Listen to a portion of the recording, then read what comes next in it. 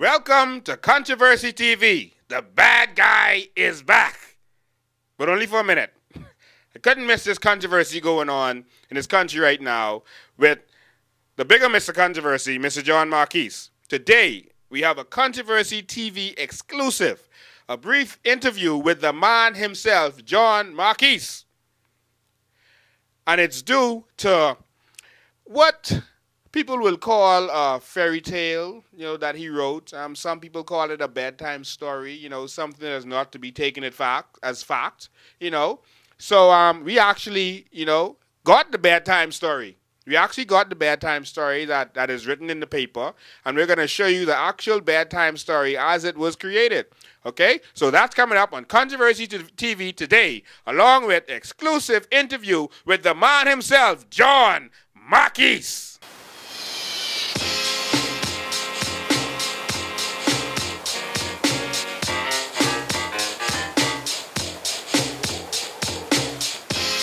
Uncle Marquis, can you please read me a bedtime story? Sure, honey. Here we go. Now, once upon a time, not long ago, when people wore pajamas and lived life slow, there was a politician who was misled by a drug dealer, and here's what he said. Me and you, Ping, we're gonna make some cash. I'll ship the drugs and you let me pass. They did the job, money came with ease. But then came the commission of inquiry. There was another and a sister and a brother. Even a testimony of a DC undercover. But one man was missing from the inquiry. He was a young pilot named Chancey. Now, Chancey was the one who did all the money drops. He would take Joe's money, the Penland and the cops. But Chancey had too much info in his head. So next thing you know, poor Chancey was dead. Talk about the facts. Talk about the facts. Talk about the facts. Talk about the facts. Hello and welcome to Controversy TV. This is a big one. This is a big one. This is War of the Worlds. For some out there, this is the Bahamas versus the old colonist government of England. For some out here, this is defending our nation and our sovereignty. But for some, on the other side, they feel it's free speech. Today, Bahamians have gathered together the way they normally don't gather together. It's hard to get Bahamians to protest, but today, they are protesting. They are protesting for what we call our Martin Luther King, our Mahatma Gandhi, our Nelson Mandela, Sir Lyndon Oscar Pinland. That is why all of these people are here. We're going to talk to them and see what their opinions are. There's some on one side who say, you have to know the good and the bad about everyone. The Bible has the good and bad about all of its characters. Moses, murderer. Noah, drunkard. David, adulterer. They didn't pluck that out of the Bible. But some are saying that the people here are asking for the bad to be plucked out and for Pinland to be more like a god rather than a prophet. But others here are saying this is our country, and if someone is going to talk bad about Pinland, it's going to be one of us, not someone from on the outside. But let's talk to the people here, see what they have to say.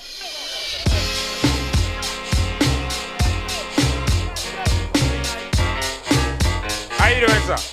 All is well. How you doing, my brother? I'm doing great. Why are we here? We're here in love and support of Sir Lyndon Pinland, and also to demonstrate the freedom of expression that the managing editor exercised last week Monday when he talked so disparagingly about our father of our nation, Sir Lyndon Pinland. So we want to demonstrate that we too have the same expression of freedom that Sir Lyndon and others fought for when they allowed this country to go into independence 34, 35 years ago. And so that's why we're here. You see young people out here, look across, young men who are tired and will not allow this country to be brought down by the kind of racist kind of language that has been coming out of the pen of the managing editor, John Marquis. Okay. So how far do you plan to take this? Is this going to be just a protest and that's it? No, it's not just a protest. In fact, we have a rally. Right after this event down on the Eastern Parade, we already set up down there, and that's where we're going to go. We're going to talk to these young people. We're going to talk to the young men to let them know that now is the time for us to stand up and take our rightful place in this country. Enough is enough. We have to stand up, step up to the plate, and being the fore to ensure that the next generation of Bahamians have legacies to look forward to, much as Selenium left a legacy for us. Okay, so are you saying that pulling all of the stuff in the paper was lies? Well, I say this, I'm not a police officer, but I do know this, that when you have evidence, you take it to the police. As far as I'm aware, no evidence has been laid to the police. In fact, this is a very old story. They say, some 1983 or so, this is something that should have been brought before the Commission of Inquiry. But that is not the issue that we're here for. We are here to stand up for the father of our nation.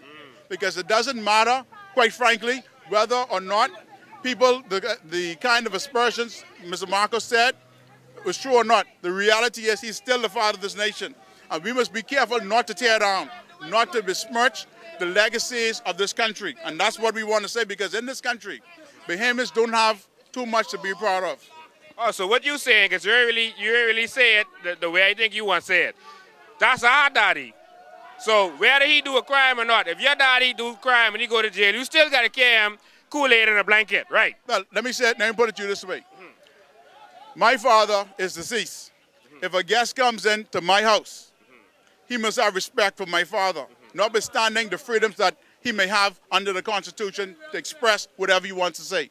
He must be respectful in my house and know that that's my father and I love him. And when you take it upon yourself to be disrespectful in the manner that I saw and was offended, quite frankly, by what he wrote, this is what happens. We ask you to leave. We ask you to come out of our house, because whilst you can say it from the outside, we will not allow for you to say it on the inside. And that's what we say here today. All right, and all these people feel just like you. Just like me. You check it out. Up and down. Up and down. Up and down. All right, hold on. Hey, Paul, is this today politically driven, or is this a union of Bahamian people? Absolutely not. If you look out here, you won't see a political leader out here. What you will see... You was a political leader, man. What's wrong with you? No, I am not a political leader of a party. You will not see them here. You will see young men.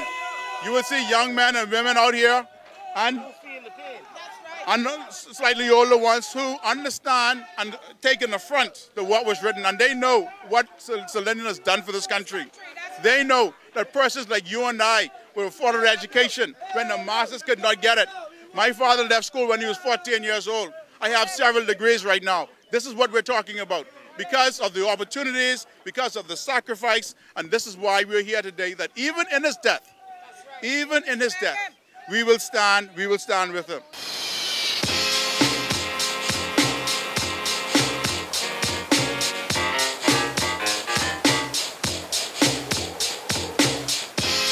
Uncle Marquis, can you please read me a bedtime story? Sure, honey. Here we go.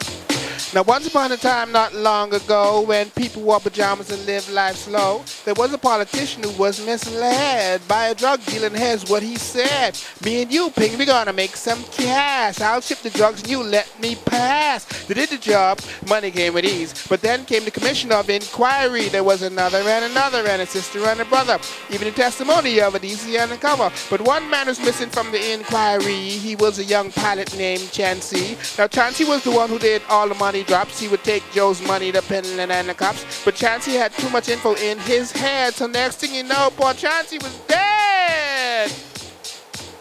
Talk about the facts. Talk about the facts. Talk about the facts. Talk about the facts. I think even beyond what Paul said, one of the things that I think part of this demonstration ought to also represent, and that is proposing a question to the Tribune, which is fundamental. By publishing what they have been publishing over the past couple of days or weeks, are they fundamentally seeking to remove the foundation upon which this nation was built? Are they seeking by way of rehearsing? Because much of what they seek have in some ways been discussed publicly. So I believe the question that the Tribune has to answer is, are they in some shape, form, or fashion seeking to undo, to remove the very pillar upon which this nation was built? And should that be the case, I think this is something that all Bahamians ought to.